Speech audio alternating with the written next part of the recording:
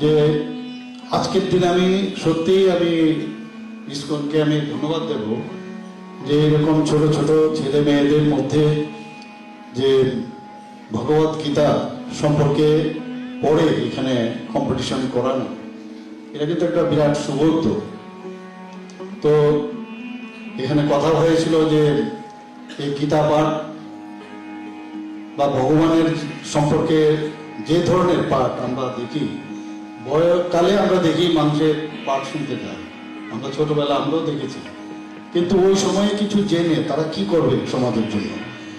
কিন্তু যদি আজকে যারা স্টুডেন্ট তারা যদি সেটা জানে, তবে কিন্তু এই শিখে বা পড়ে জেনে তারা ইমপ্লিমেন্ট করতে পারবে। সমাজ পরিবর্তনের কথা আমরা বলি, তবেই সম্ভব হবে। সেই কাজটা কিন্তু আপনারা আজকে দেখিয়েছেন, এর জন্য অবশ্যই আপনাদেরকে ধন্যবাদ দেব।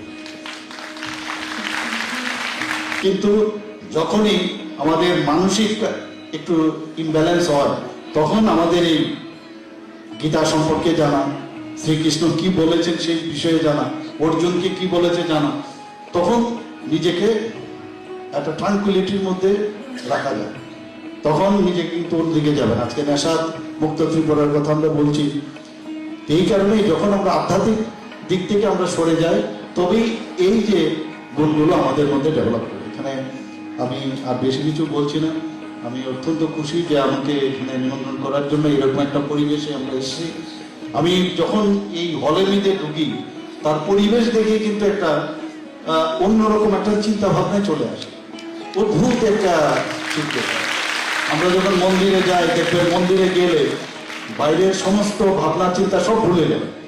তো সবসময় আমরা এই ধরনের পরিবেশের মধ্যে যদি নিজেকে আমরা বিলিয়ে দিই, তাহলে দেখবেন যে আমরা এই সমাজকে সত্যিকারের অর্থে আমরা পরিবর্তন করতে পারবো।